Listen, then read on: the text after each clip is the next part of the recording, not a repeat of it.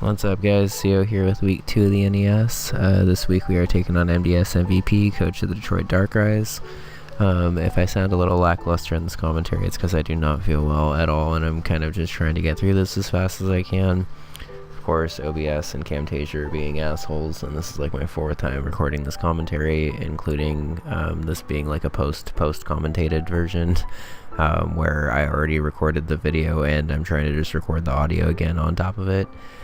So if there's like a big gap in between me talking and actually like doing something, it's because I already know what's happening. I just can't figure out when past me actually clicked and let the video play. But anyway, this week we take on MDS. He brought a pretty different team than I was expecting. I actually only successfully predicted 2 of the 6 things that he was bringing this week.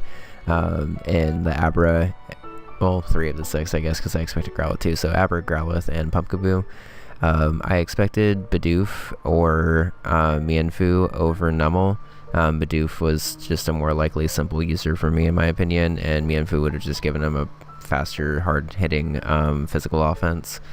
I didn't really expect Tailo at all, to be honest, and that's just kind of bad prep on mine. I kind of more prepped for Voltorb over Tailo. Turns out Tailo's scary. And I expected Aeron as a defensive option over Numel. Obviously it didn't come. So this week I actually have kind of interesting sets overall. I really wanted to try to have fun with Little Cup, so I'm kind of just running whatever sets I've wanted to run lately and just kind of hope that it works every week. Once we get to NES Season 3, I'll actually start putting more work into like tailoring the sets to actually be good against my opponents this week, or this little off-season thing. I'm just kind of trying to have fun with it. But first up, we have Calm Mind, Stored Power, Natu, with Roost and Side Shock as well. He doesn't have a Dark type, so I felt fine going Mono Psychic. Next up, we have Anorith with Rocks and Aqua Jet and just stab coverage, I believe. He also doesn't really have very good hazard removal, so I figured I would probably be leading Anorith this game. His hazard removal for this game, if he has any, is Defog Tailo, which is possible but not very common, so I don't really expect it, so I just kind of want to get Rocks up and keep him up as fast as possible. Next up after that, we have Choice Scarf Mudbray, which ends up actually outspeeding a lot of his team, even though it only has like base 20 speed or something like that, which is kind of cool. It mostly just hits everything with Earthquake, but it also has Rock Tomb, Close Combat, and Heavy Slam, I believe. I also have Choice Scarfed Elekid making its season debut with Volt Switch and Elemental Punches. It's kind of nice to be able to use physical, like mixed and stuff like that. I have Flyinium Z, Mienfoo with Bounce, U-Turn, High Jump Kick, and Knockoff, I believe. Obviously Flyinium Z is for Bounce. It was meant to hit both Pumpkaboo and Mienfoo, because I was pretty certain Mienfoo was going to be coming. It didn't end up coming, which kind of sucks, but I can still hit Pumpkaboo with it and do good neutral damage to at least the rest of his team. It was more designed for Pumpkaboo anyway, so I guess it's not really the end of the world that it hits that specifically. And finally we have Purloin, who's probably the most troll set I've ever actually run in a league, but it has Prankster with Thunderwave, Encore, I believe, Trick, and Pursuit, and it's designed to basically get a Prankster trick off, and it's holding a Lagging Tail, which normally makes it so it moves last all the time, but it specifically says it moves last in its priority bracket. And since Prankster bumps you up a priority bracket, it basically makes you the slowest thing of any move that has +1 priority. So if something comes in and tries to quick attack me, it's like guaranteed gonna actually get it off. But outside of that, I'll be able to outspeed any of his regular speed stuff, which is kind of interesting. So I, in practice, got to kind of trick even on like Mienfoo and Apom and stuff, which are like super fast. So I end up leading Anorith, like I said, because there's no reason for me not to, because I just get free rocks. MDS in Discord actually said that he's a pretty big fan of Toxic Spike, so I debated for a while if I wanted to stay in, take a Will-O-Wisp, and get my rocks up, or just kind of assume he was going to go for Toxic Spikes. He does neither and goes for a knockoff, which is actually a little bit more annoying because now I'm not really as defensive. I didn't really need this thing as like a huge offensive check, but it was kind of defensive enough to like take hits and heal back up. So losing my berry juice already kind of sucks. I predict he's not going to go for another knockoff, so I can just go for a volt switch here. I don't really think MDS is the most like switch prone player most of the time, so I figured I could be okay getting a volt switch off even though he has a ground type and Nummel. Figure he's probably just going to go for a knockoff and try to get a knockoff here, so I end up going Natu. It was kind of a middle ground in case he went for another layer of Toxic Spikes. Toxic's not really that good in Little Cup in my opinion, but I didn't know if he knew that, so I was just going to try to get Toxic Spikes on his side of the field as well. Again, even though this is defensive or physically defensive, losing the Eviolite sucks because now I don't really have like the best physical option. And this thing's kind of just continuously doing damage to my team as I'm switching, but I'm trying to get myself into a position where I can do damage here. Finally get into my dark type and figure that he's probably going to want to keep this thing just based on how much damage it's done so far. So I'm going to try to go for a pursuit and make a play because the first 3 turns of this game have not been going in my favor in any way, shape, or form. He continues to just play me like a fool, gets the knockoff off, and I lose my lagging tail, so there goes the meme set that I was super proud of. I swear that bringing the lagging tail with Prankster actually works. I just did not play this beginning game very well at all. So Pursuit ends up also not killing, which is even more annoying because then I lose Prankster and a bunch of damage from stuff. And by the way, there's going to be a decent amount of pausing in between me actually killing Pokemon and stuff because I tried recording this earlier when I was feeling even worse and just couldn't find any Pokemon that I was looking for.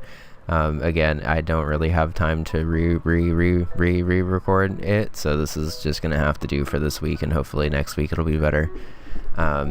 So I end up killing Yamask. I end up having Mummy now because I made contact. I don't have a lagging tail, so I'm just gonna try to go for a Thunder Wave on the off chance that this thing goes for a Defog. I'm fully expecting Trick Kitty to drop here, which kind of sucks because it did a lot in practice. But I can at least try to cripple this thing, slow it down, and be able to outspeed it later. I could have alternatively also just switched out here, but there's nothing on my team that wanted to take that Brave Bird. So I actually thought I could make a different play instead and give it Mummy, which is kind of cool. Because I had Mummy, and Mummy's like kind of a unique spreading ability where it just goes from Pokemon to Pokemon that stay in with it or whatever via contact. He killed me off with Brave Bird, meaning that he actually loses his guts just as he's about to get burned by a Flame Orb, which means I basically get a free setup with my Natu and can actually go on the offensive here for the first time in this game. My best offense against this Talo is basically just to force it into rocks a couple more times and then outspeed it with a Scarfer, so that's what I'm going to do. I just go for a Calm Mind here, and because he goes Nummel, I'm not really scared of this thing offensively. Like, obviously it's going to get a bunch of stockpiles up here, and we're actually in a bit of a Calm Mind stockpile war here. But I have Psyshock if this doesn't work or whatever. But Stored Power is going to actually start doing a ton of damage here. Like, I think it's already up to base 180 after 3 Calm Minds.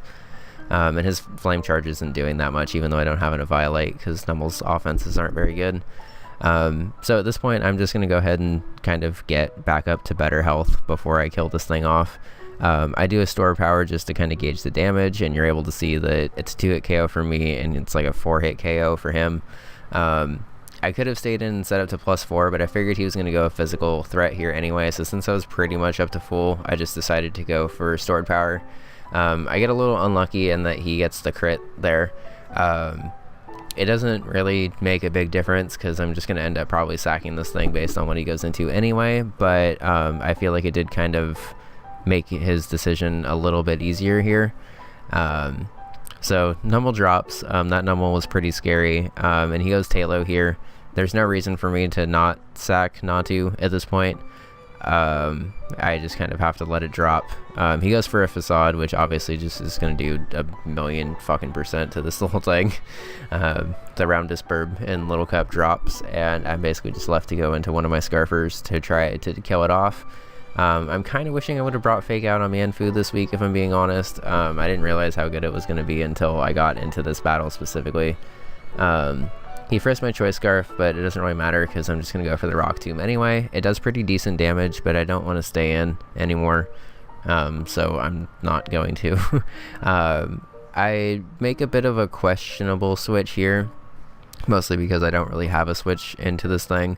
And I ended up going Elekid because I view it as less useful than everything else on my team. Anorith still has Aqua Jet, which is nice for the faster things, and Mienfoo still has Fine MZ Bounce, which is really nice for this. So I end up just going Elekid, even though it's offensive, and a Choice Scarfer, just to kind of take this hit and get an Ice Punch off on either this or the switch into something else, basically. As you're about to see, Seed Bomb actually does a ton of damage. I'm pretty sure this thing is offensive just based on that, because I'm pretty sure Pumpkaboo doesn't normally have that good of offenses. And he also shows Shadow Sneak there, which ends up making it so I basically just sacked Elekid for no reason. I'm not really the biggest fan of how I played Elekid this game, because I honestly at this point should have probably either sacked Mienfoo or Anorith over Elekid.